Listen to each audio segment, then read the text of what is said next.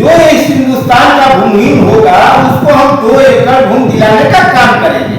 अभी फिलहाल हमारा किसी से बात नहीं चल रहा है, इसलिए कि जितनी पार्टियां अपने उद्देश्य और सरकार से विफल है, हम अपनी लड़ाई को अपने तरीका से सदन में पहुंचाना चाहते हैं। जब यह आंदोलन खड़ा हो गया तो जब दल को खड़ा किया, जो कार्यकर्ता दल को बढ़ाने का काम किया, जो आंदोलन किया, उसको ओम प्रकाश जी उपेक्षित करने लगे। इनकी ये जो पार्टी बना के चले तो उसका सबसे पहले हम आजीवन चुनाव नहीं लड़े, फिर कहे कोई पद हम नहीं लेंगे, न मुख्यमंत्री, न प्रधानमंत्री, न राज्यसभा, न विधानसभा और न सांसद बनेंगे। हम गरीब की बेटा को मुख्यमंत्री प्रधानमंत्री बनाएंगे। नमस्कार दोस्तों, आप देख रहे हैं यूपीएटी न्यूज और मैं हूं बलिराम सिंह। दोस्तों, हमारे साथ हैं मान समाज पार्टी के राष्ट्रीय अध्यक्ष मदन राजभर जी। आप रहने वाले मऊ जनपद के रतनपुरा के हैं और आप सामाजिक न्याय की बात करते हैं, सामाजिक न्याय के हक के लिए लड़ाई लड़ते हैं।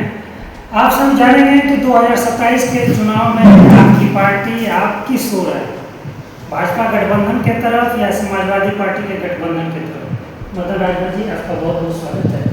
2027 में आप कहाँ हैं? हम अपने पार्टी बनाए हैं, अपने पार्टी के उद्देश्य पर 2027 का चुनाव लड़ेंगे जी। अब तक जो यहाँ की गरीब जनता है, जो शोषित वंचित समाज है, वो तो कांग्रेस पार्टी की उद्देश्य को समझ चुका है, भारतीय जनता पार्टी के उद्देश्य को समझ चुका है, समाजवादी पार्टी और बहुजन समाज पार्टी के उद्देश्य को समझ गया।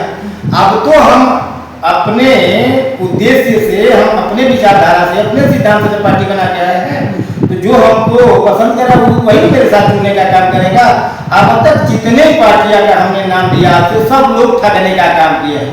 जो अधिकार शोषित वंचित का चाहिए, उस अधिकार से अब तक यह वंचित रखने के लोग काम किए हैं और शुद्ध रूप से उस अधिकार नहीं पहुंच पाता है।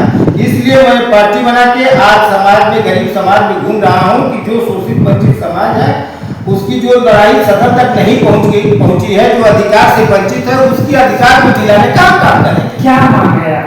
हमारी मांग है कि जो आज 140-45 करोड़ की जो जनसंख्या है पूरे हिंदुस्तान में, और जो आज भारतीय जनता पार्टी घोषणा कर रही है कि मैं 80 करोड़ जनता को 5 किलो राशन दे करके उसको दिलाने का मैं काम करता हूँ, तो पूरे हिंदुस्तान में 6,743 जाति रहती है। ऐसा नहीं, इस 6,743 जाति में सभी लोग करीब करीब भूमिहीन है। ऐसा नहीं कि एक ही जात भूमिहीन है। जो इस हिंदुस्तान का भूमिहीन होगा उसको हम 2 एकड़ भूमि दिलाने का काम करेंगे। जिस दिन हम 2 एकड़ भूमि दिला देंगे उस दिन उसकी गरीबी दूर हो जाएगी और वो अपने जीवन का पालन बढ़िया से करने लगेगा, वो राशन के पीछे नहीं लगेगा। यही मेरा उद्देश्य है। मेरा ये सवाल है कि क्या आपका गठबंधन किसी बड़ी पार्टी से होगा या आप स्वतंत्र चुनाव लड़ेंगे या तीसरा मोर्चा के साथ जाएंगे? अभी फिलहाल हमारा किसी से बात नहीं चल रहा है, इसलिए कि जितनी पार्टियां अपने उद्देश्य और सरकार से विफल है, हम अपनी लड़ाई को अपने तरीका से सदन में पहुंचाना चाहते हैं। थोड़ा सा अगर आगे बढ़ेंगे, अगर हो सकता है कोई अगर ऐसा दल मिले जो मेरा विचारधारा उससे समाहित होगा, उसके साथ में। अच्छा, एक जानकारी हमें ये मिली है कि ओम प्रकाश राजभर जी से पहले आपके बहुत अच्छे संबंध थे और स्वतंत्र भारत समाज पार्टी की स्थापना में भी आपकी महत्वपूर्ण भूमिका रही है। ऐसा क्या हो गया कि आप दूर हो? हम उसमें संस्थापक सदस्य में रहा, मैं इस दल का कारवां को लेकर चलने का काम किया, उस दल का आंदोलन मैंने किया, उस दल को आंदोलन को बढ़ा करके कुछ दिनों तक हम लोग आगे ले गए, जिसमें देवरिया, गोरखपुर, फैजाबाद, गोंडा, बस्ती, बहराइच, बलरामपुर में जब यह आंदोलन खड़ा हो गया, तो जब दल को खड़ा किया, जो कार्यकर्ता दल को बढ़ाने का काम किया, जो आंदोलन किया, उसको ओम प्रकाश जी उपेक्षित करने लगे। इनकी ये जो पार्टी बना के चले तो उसका सबसे पहले हम आजीवन चुनाव नहीं लड़े, फिर कहे कोई पद हम नहीं लेंगे, न मुख्यमंत्री, न प्रधानमंत्री, न राज्यसभा, न विधानसभा और न सांसद बनेंगे। हम गरीब की बेटा को मुख्यमंत्री प्रधानमंत्री बनाएंगे। जब आंदोलन जग गया, समाज जग गया, समाज मदद करना शुरू किया, तो यह पार्टी को परिवारवाद में कन्वर्ट कर दिया। 2017 में इन्होंने भारतीय जनता पार्टी से गठबंधन किया और भारतीय जनता पार्टी से गठबंधन करने के बाद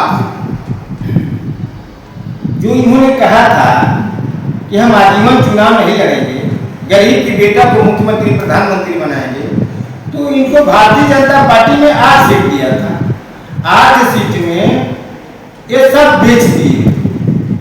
1 सीट अपने लड़े, आज 1 सीट अपने लड़की को लड़ाए और 6 सीट बेच दी।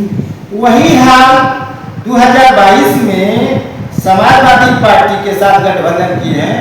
इसमें 16 से 17 सीट लिए थे, इसमें भी वही काम किए हैं। लेकिन आज तो कहा जा रहा है कि राजभर समाज का सबसे बड़ा नेता ओम प्रकाश राजभर हो गए, इसकी क्या कहना है? ऐसा कहीं नहीं है।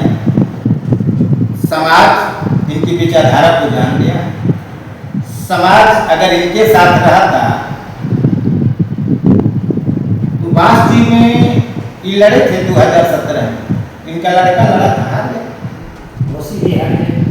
और 22 में फिर इनका लड़का लड़ा था समाजवादी पार्टी का, 24 में भी हार गए। 24 में हम भी घोषी लड़े थे और उनका लड़का भी लड़ा था, चुनाव हार गए। और यह केवल सिर्फ में सिर्फ राजभर समाज का शोषण करता है। बहुजन समाज पार्टी से भीम राजभर मऊ सदर चुनाव लड़े, उनको हराने का काम किया था।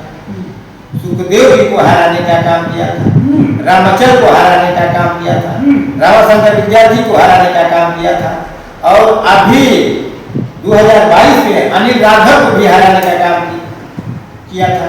अनिल राघव तो जीत गए, लेकिन अनिल राघव जीत गए। ऐसा स्थिति है कि वो केवल बड़बोली बोलते हैं, बड़बोली बोल करके समाज को गुमराह करते हैं। आज परसों उन्होंने एक बहुत बड़ा दावा किया कि सपा टूटने वाली, उनके 6 विधायक जीते हैं। वो अपने विधायक को ही नहीं बता पा रहे हैं कि यह विधायक जो जीत के गए हैं ये हमारे हैं कि समाजवादी पार्टी के। आज के समय को गाजीपुर के जोराबाद से तो विधायक हैं, लेकिन सबसे ज्यादा एक्टिव आजमगढ़ में लगता है कि आजमगढ़ की 10 सीट पे एकदम। अरे पहले तू अपनी सीट बचा ले।